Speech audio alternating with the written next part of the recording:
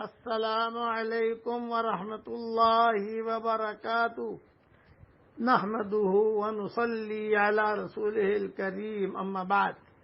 آج کا سبق سن لیجئے۔ آج کے سبق کی سرخی ہے قرآن سے دوستی کیجئے، پارٹ نمبر 12۔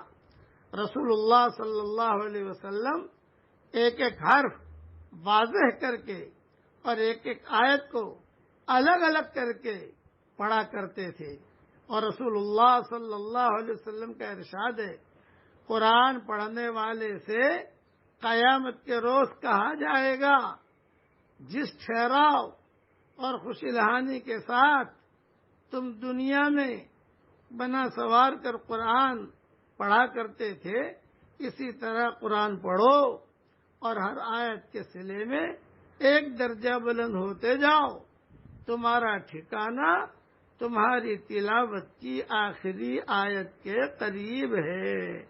ترمذی میں یہ حدیث ہے۔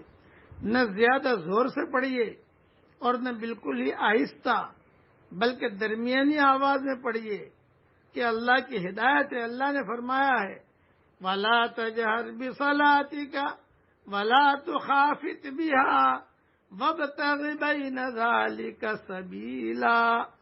اور اپنی نماز میں نہ تو زیادہ زور سے پڑھیے اور نہ بالکل ہی دھیرے دھیرے، بلکہ دونوں کے درمیان کا طریقہ اختیار کیجیے۔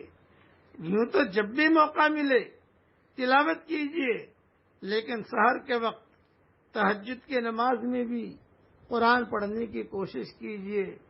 یہ تلاوت قرآن کی فضیلت کا سب سے اونچا درجہ ہے، سب سے اونچا درجہ ہے کہ تہجد کے وقت میں آدمی اور عورت جو ہے تہجد کی نماز میں قرآن شریف کی تلاوت کرے۔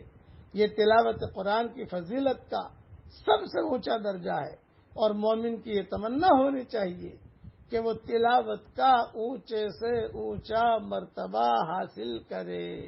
اللہ ہم سب کو عمل کرنے کی توفیق عطا فرمائے، آمین۔